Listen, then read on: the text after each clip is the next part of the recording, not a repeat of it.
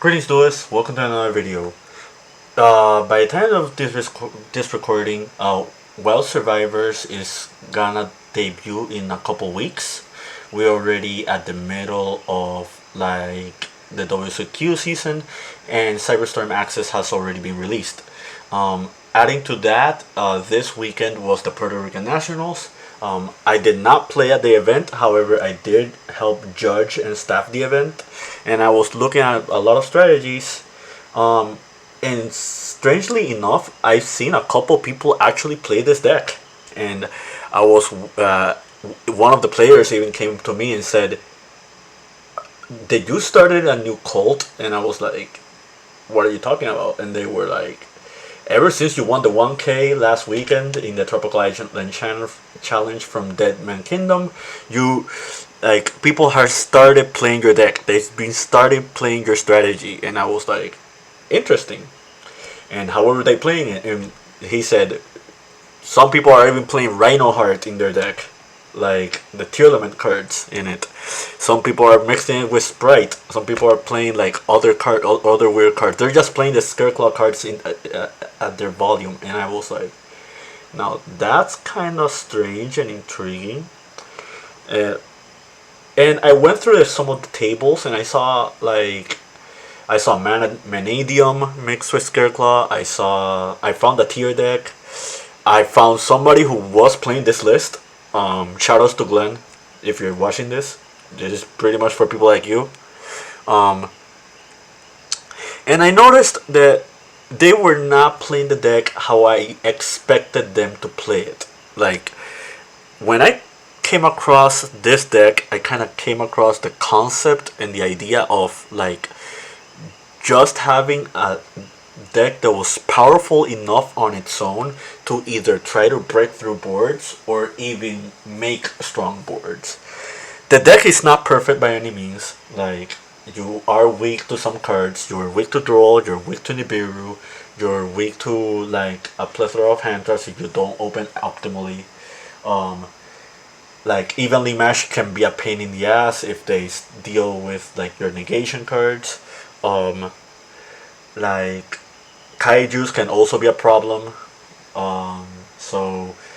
This deck is not perfect by any means, but the deck is really, really, really powerful. I'm a strong believer that this is powerful than the regular Kashtira deck. I faced a bunch of Kashtiras this entire format, and I never had a problem against them. One good reason is because they don't play around my cards. Them summoning Shangri-Ira only makes it so I can summon Rise Heart with lesser resources, and that's good for me. But enough chit chat. What I'm going to do is I'm going to show you some sample hands. I'm going to show you combos that you can do with this deck, at least the current build that I'm playing, and things to look out for whenever you're facing your opponents. I'm also gonna show 2 duels and just show you what are the best optimal boards this deck can open with. Without further ado, let's begin. So we're here at solo mode, and this is a really, really good example of a hand that caters to what I want to do with this deck. As you can see, I opened a Scareclaw card, I opened a Kashtira card, and I opened an Adventure card. So we opened a starter from each engine that I'm playing in my deck. What are the best boards I can make with this? Well, I'll show you. Let's activate the Pressure Planet. Let's add Unicorn.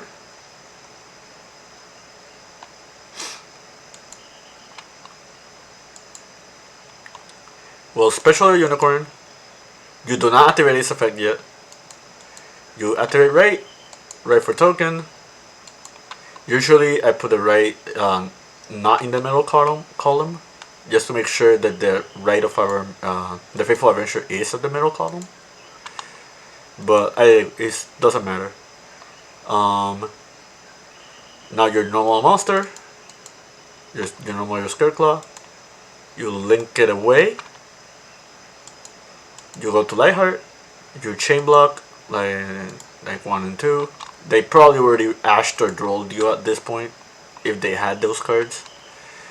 But we're looking for the most optimal boards. We're not talking about like what happens on natural duels yet. Let's see. There's Draco back. Now that we added both of these, we'll trigger Faithful Adventure again to add a third time. We're going to add the Griffin. Since we have 2 right cards, we'll just dump 1. Otherwise, we would have just dumped Draco back and equip it. We'll do Griffin. Griffin special summons itself. Now we can write Phobia. Since we open right card, we're gonna search for Visa Starfrost.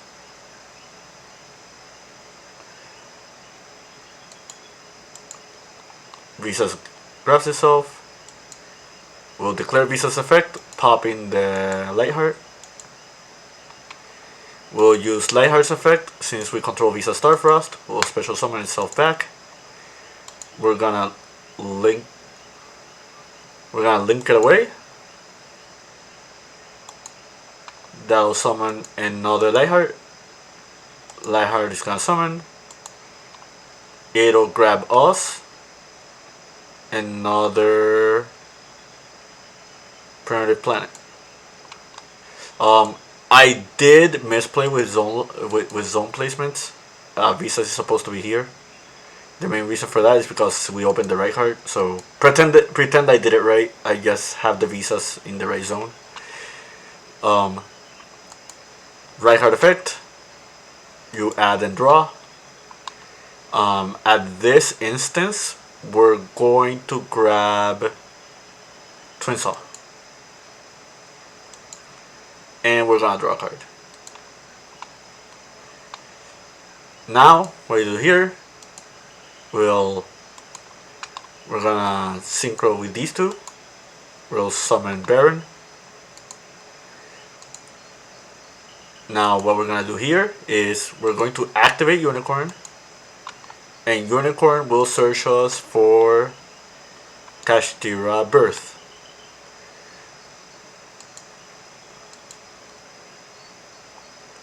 Now what we're going to do is we're going to banish these 2.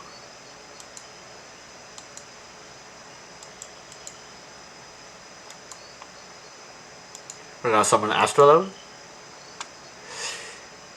We're going to link these 3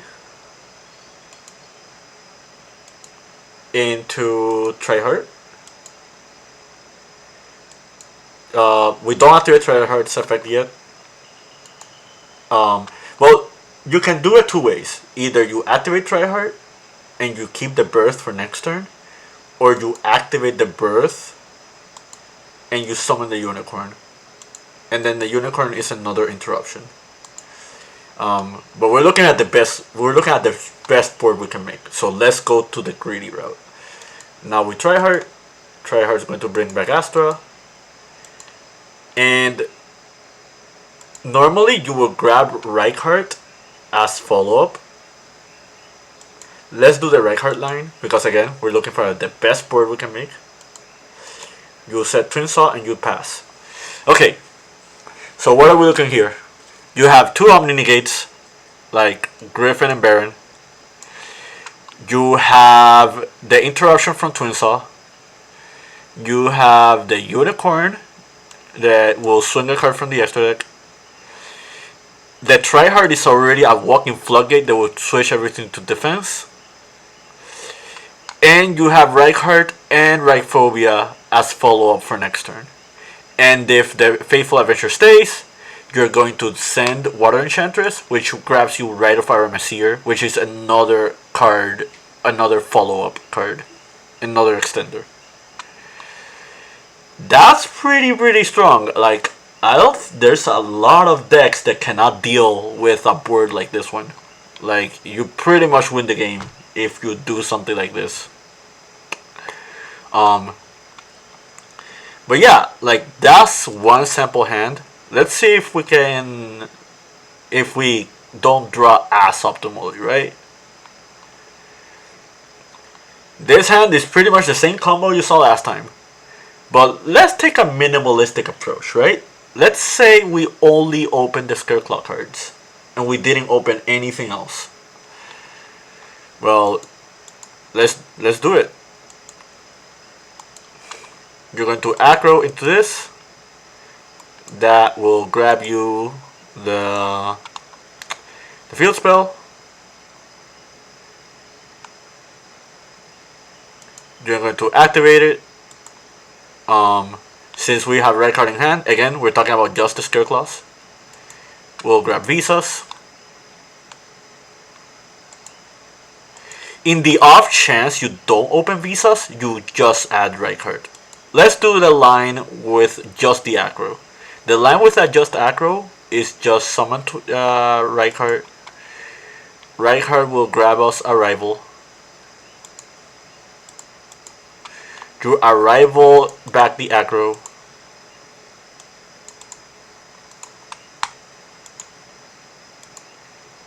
You make try hard with all three.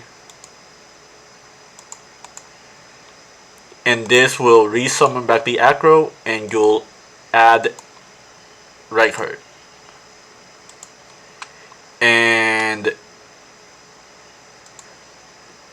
on that note, you have the tryhard that's pretty much like interrupting your opponent. You have protection from for the tryhard with the arrival, and you already have follow up for next turn. And if your follow up goes through, what you're gonna do is you're going to special. You're going to add another arrival. You can link these away into another tryhard, or you can link these away into a charmer monster, then tryhard effect, bring aggro back, you add another name, you have the arrival to bring back another guy, you'll probably add Astra, like, you'll probably grab Astra, and then Astra will give you multiple attacks, and that's pretty much an OTK. And don't forget that all the monsters from your opponent are getting lowered by Phobia, and Phobia can also pop a card. That's just the aggro, by the way. We're talking about just opening aggro and nothing else. Now let's try to go back.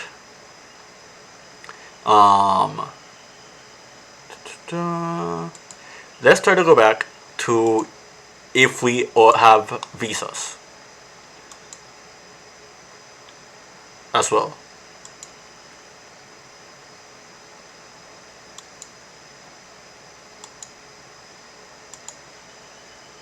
Extra. Let's put top of deck. Yeah, let's just do what happens if we have a Scareclaw plus another Scareclaw extender. Just right card. Let's put the rest of the deck back. Top of the deck.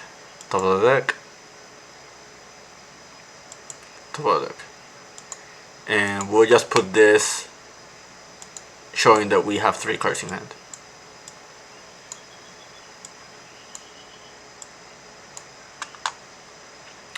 Well, yeah, like Astra into Lightheart into Field Spell. Field Spell will grab us Visas since we already opened right card.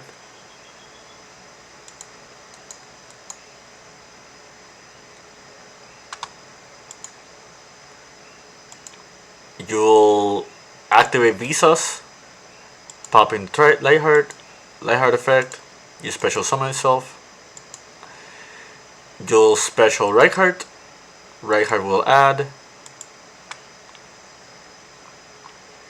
We'll grab ourselves Twin Saw.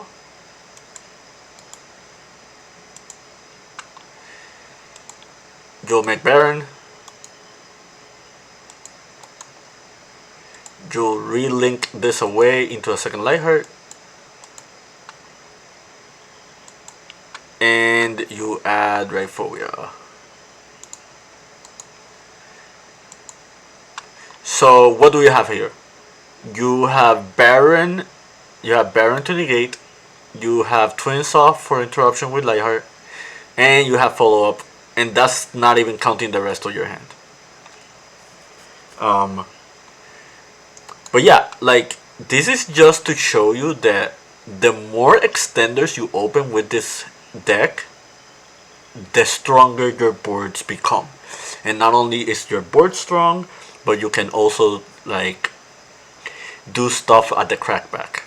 Now let's put ourselves in a scenario if we're going second. As you can see, we open Rite of Armors here, and we open the Scareclaw name. Shamefully, we opened that Faithful Adventure, but opening Faithful Adventure is not the worst thing in the world if you go second. And this is the explanation I'm gonna give. Let's activate the Faithful Adventure, right? Okay. Let's activate right, and we summon a token. If we're going second, this is really good for us, because what's gonna happen here is that the Faithful Adventure will trigger to give ourselves the equip spell since we summoned the token. And your opponent pretty much has to contest to this. Let's say they didn't contest to this. They let this go through, right? Okay, that means that now the Draco Bag can be equipped to the token. And now you are threatening your opponent with this. Let's say they already interrupted you and they stopped all of this at one point, right? Well, you have Kurikara, right? So you can special the Kurikara and just tribute something. But you're probably thinking, hey, this is not enough. How am I killing my opponent? Like, what other things can I do here? Oh, well, okay. Let's see. Let's normal Astra. Astra into Lightheart. Well, Lightheart effect. Grab. And this is where it really gets scary, because what I'm going to do is something very different from what you see when you're doing normal plays with Scareclaws. So we're at the Rhyphobia trigger, and now we're going to grab right card. And now what we're gonna do is we're going to special the right card, and with right card we're going to add Arrival. Depending on the monsters your opponent have on the board, and if their monsters are in defense or not, then you can choose if you summon this in defense or not. For the sake of the explanation, I'm just summoning everything in attack, but take note of monsters that are in defense, because that is the difference between a draw from this and a pop from this. So that's really, really important. Let's say you're playing against Kashtira and the guy had a Fenrir and he's already in the grave, right? Okay, then we can do this. We can summon back the Scareclaw. We can link these two away. You can make Asa, and then Asa steal the Fenrir. Like the hypothetical Fenrir, and the hypothetical Fenrir can grab us like Scareclaw Kashtira. You can special summon the Scareclaw Kashtira, banishing here.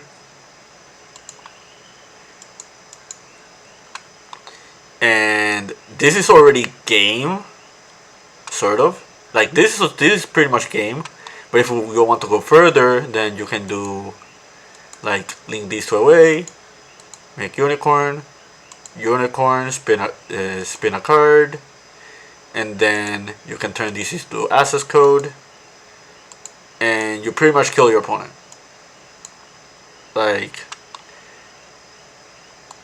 and you can do that with like other options. Like, it doesn't have to be Asa. Like, you can also do that with the Dark Charmer too. Like the Dark Charmer can do that as well.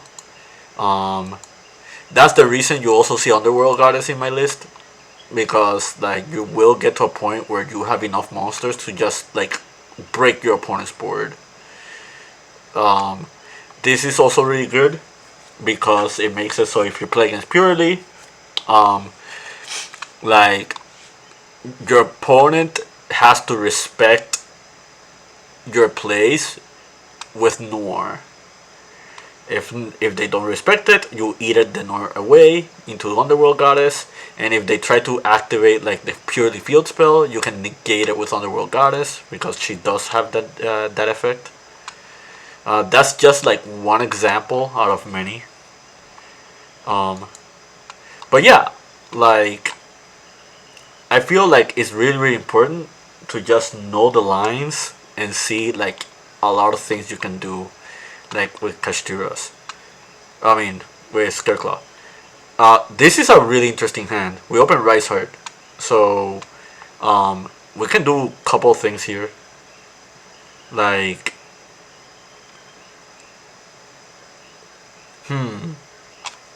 so let's pretend we use the Rice Heart, right? Then you can aggro into Lightheart effect, grab Ragphobia. Yep. Ragphobia effect. Oh, and we're going second, so let's pretend we already like a second Samurai and we just activated Dark Ruler. Something like that. Something weird. So something really cool we can do here is we'll grab ourselves Scareclaw Kashtira. So something we can do now is we'll Visa Starfrost, pop this, summon Visas, Lightheart effect, resummon itself, link away, second Lightheart effect, grab us Rhyphobia again. Let's link these two. Let's make... Oh, hold on. Yeah, we're good. Let's summon the Dark Charmer. Dark Charmer did something. We grab, summon, attack. We'll activate the Scareclaw Kashtira now. Let's summon it. Let's banish this.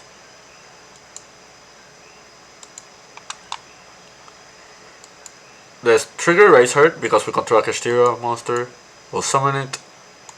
We'll do this effect. Banish something.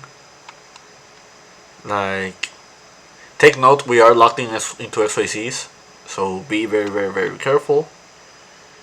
Let's just banish Ephemeria.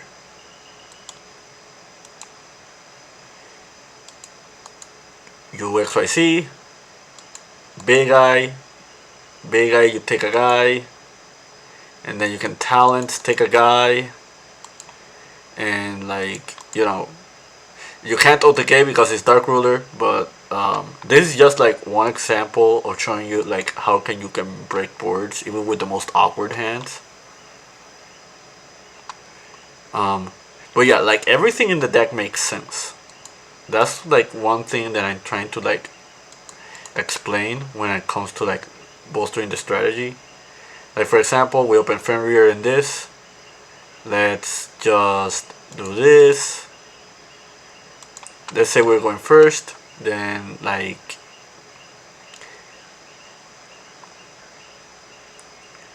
let's just pretend that we did the whole adventure line. Let's pretend that the token is there and the Faithful Adventure is there as well. Like, grab this, equip spell, put here, like everything neat and dandy. You Fenrir, trigger, grab. So something you can do here. Something you can do here is you draw Scareclaw Kashtira and you tribute summon, like using your guys.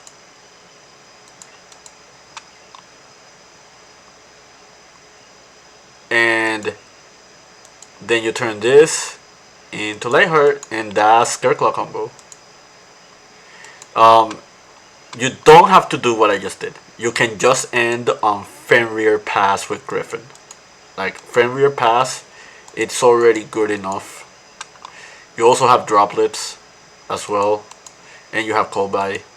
Like this should be enough to like buy you a turn, and like then next turn if they do get rid of Fenrir, you turn it into the Scareclaw Kashtira, and that's the full Scareclaw combo. Or you can just grab grab Rice Heart and Rice Heart grab something else, and just just keep playing. I've already talked too much explaining this. So now what we're gonna do is I'm gonna show you some duels. So my first opponent is playing. Oh look, it's a Floodgate deck. Is it Labyrinth? Oh, never mind. It has Conquistador. It's Elvish. So I go first, and this is pretty much a hand that does not open the Scareclaw cards, but it does open the Adventure cards and the Kashtira cards.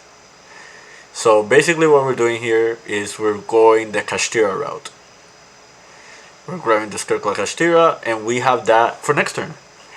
They tribute my board, and they grab Elixir,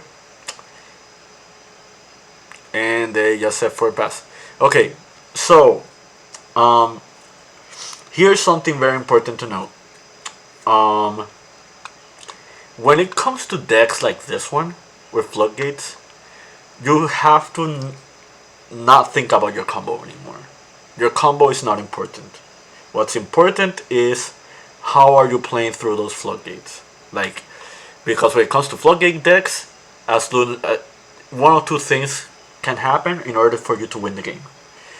Either you get rid of the Floodgates themselves, or you halt your opponent from starting their engine. You already know that they added Scarlet Sanguine. If they did not have this, I would just pass my turn and give them the Wrath Sphere mode, and then they're stuck on their Divine with the Ghost Match. But they did open the Scarlet Sanguine, which means we cannot do that. So what do we do next? So we tributed set for Visa Starfrost. And this is another reason why Visa Starfrost is very important, is because you prevent your opponent from locking you out of the game with stuff like Ibli, stuff with like Jaugen, stuff like sadly you cannot tribute away Ross Disciple, but if you were to do it, if at least Ibli is like the best example, you just tribute set for Visas. That's pretty much like the strategy you have to go for. So right here, there's a myriad of options. One option is I can banish the Visas and the Rice Heart and just summon the Astrode, like the fusion monster. They have to deal with that, and that thing is bigger than the Eldish. The other route is you activate Faithful Adventure and resolve it and try to give yourself a token. That way you give yourself Draco back, and they have to deal with that too.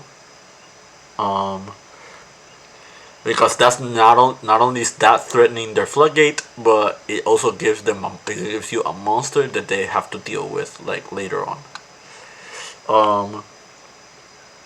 The other option is you just summon a bunch of Kashtiras. Like you summon the Scareclaw, you can summon Fenrir using the Birth. You can banish the Theosis for Scareclaw Kashtira.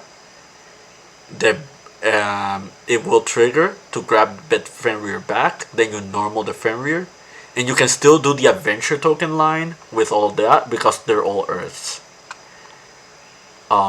So you do have a lot of options to deal with specific Floodgates. That's just to name you a few options. Now, what did I do here?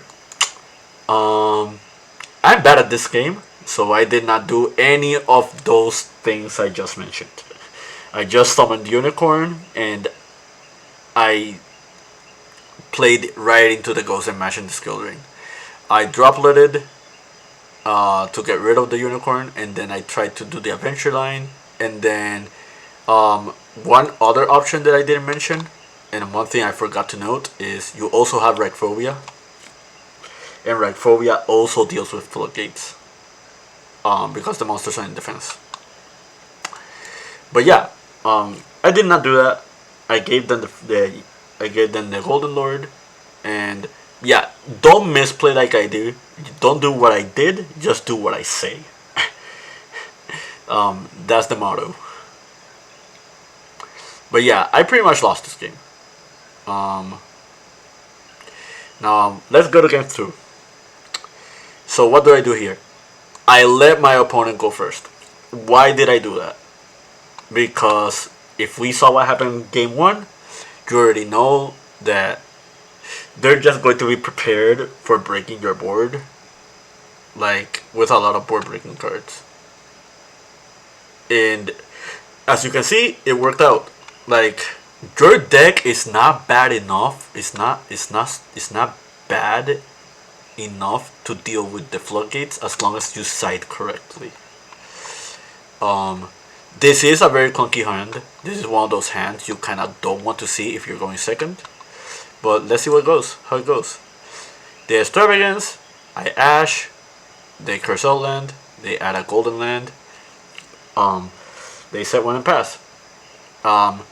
So what do I do here? You see the Kashtira Unicorn in my hand, right? I don't know what this set card is, and I don't want to play into it. So the best line of option is you just go with your adventure line. You just forget about the Kashtiras altogether, because that's your priority is not to full combo. Your priority is to get rid of this card and keep playing. So let's keep going. You Enchantress into right, and this is what I'm talking about. Like how if you go second, opening Faithful Adventure is not the worst thing in the world, because it means that you can make Draco back work for you. So now we Visas pop, we summon Baron, we summon that, Arrival, we go grab Dot, we grab Ragphobia, we link away, we summon Kashtira, we banish for Astra, and that's game. And let's see what happens in game 3. They're gonna go first again, most likely. We Ash their Extravagance, they set their floodgates, and Harpy Feather, we're just good at the game. Let's pretend this was not here. What would have happened at this scenario? Well, they have double summon limit, there can be only one, and Golden Land forever. This pretty much just Aramesir beat down mode pass. That's pretty much like the name of the game. They drew into Revelry, which doesn't matter because you're just going to keep attacking with the token. Okay, so that duel's over. Let's look at another duel. So yeah, this duel is against Michael Paper Scott. This guy has 30k rating, so he's a long duelist. He's probably been playing the game for like a couple of years, seeing this rank, and he's playing Samurai. So this is game 1. We summon Unicorn, they Mourner, we do Scareclaw combo, we end on Baron, grab that, we activate Ragphobia, we bring that back, we link into Tryhard, and this is our board. If you look at Samurai's hand, they're not winning through this. Like, the Tryhard pretty much makes it for them not to be able to crash into your board. The Baron is already a problem for them as well. And then there's Unicorn, which Unicorn will probably snipe something very important out of their hand. Or the extra deck. Let's go to game 2. At that point, I did not know what deck I was facing yet. So I just pretty much sided, thinking it was a back row deck. When it comes to siding, you kind of have to make a judgment call. Like, if they blind scoop game 1, you just kind of have to think about what deck you do not want to face against. If you don't want to deal with Samurai, you side for that. If you don't want to deal with back row, you side for that. I took the back row approach.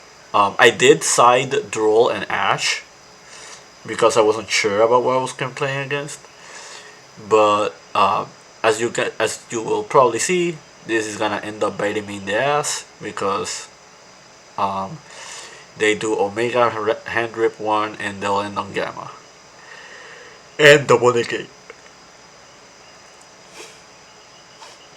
Oh, and let's not forget the Tunneler plus. So they grab 2 more cards and they do that.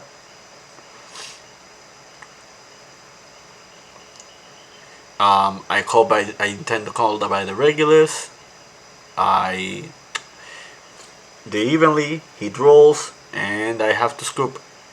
Sadly, I have to scoop. If it wasn't for the draw, we probably would have had enough to keep playing, despite them already having Gamma. But yeah, that's pretty much it. We pretty much lose this game. Just keep playing it out.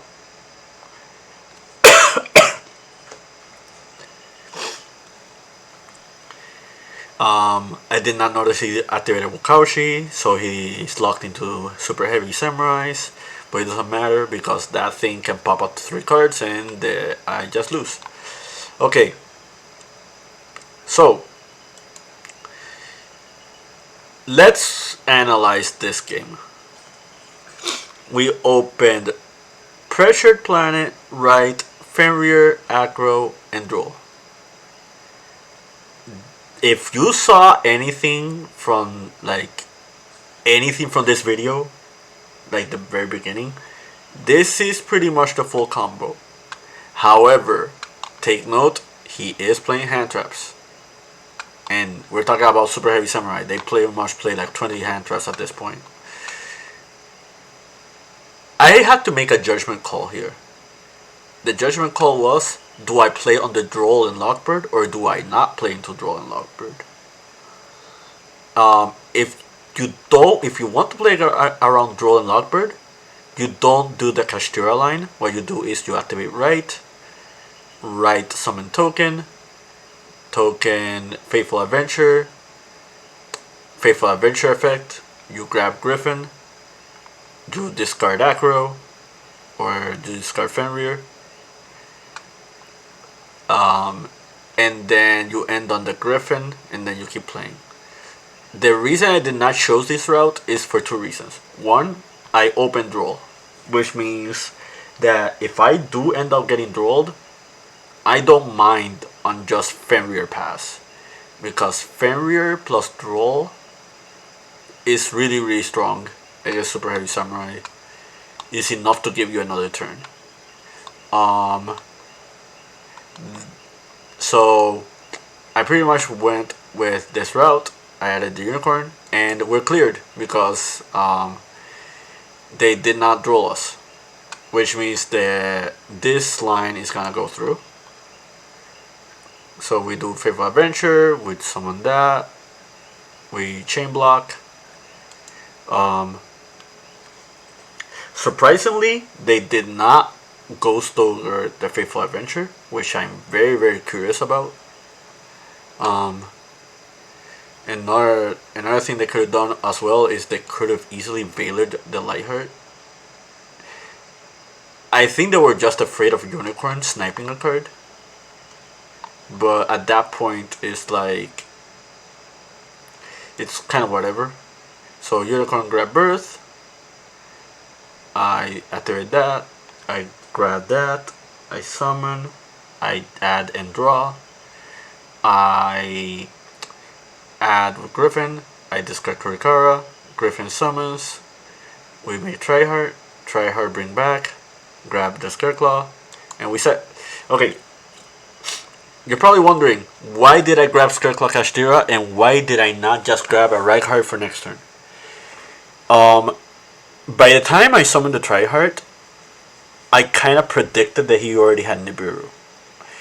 I already have the Griffin Rider, but my thought process was, if they Nibiru me through the Griffin Rider, they're losing 2 cards. They're using 2 cards for it, which means that they need a Samurai starter and 2 more cards to just keep playing. We already have draw, so that's really strong against whatever they try to do to us. So the reason you grab the Scareclaw Kashtira at this instance is because if they end up Nibiruing you, or Kaijuing you, or Lava Golem you, or Dark Ruler no more you still have the Twin Saw. Which means that in your opponent's turn, you quick effect summon the Scareclaw Kashtira, and you have fodder for the Twin Saw, which gets rid of 2 of your opponent's cards. You already have the Birth for follow-up, and you also have Fenrir. So you don't have to worry about a lot of things, like at this instance. So they Nibiru, they Veiler, and they drew into a second Ogre, and they have to pass because they literally open no cards. But yeah, I hope you find this video very helpful. I know it was a very, very lengthy video, but I pretty much make this because until Wild Survivors come out, this is pretty much gonna keep being the deck I keep playing, and I just want people to understand why did I stuck to this deck for the longest time and I didn't play anything else despite the many weaknesses the deck has and not being as powerful as something like Super Heavy Samurai. But yeah, I hope you understood and you enjoyed. Keep practicing and keep dueling.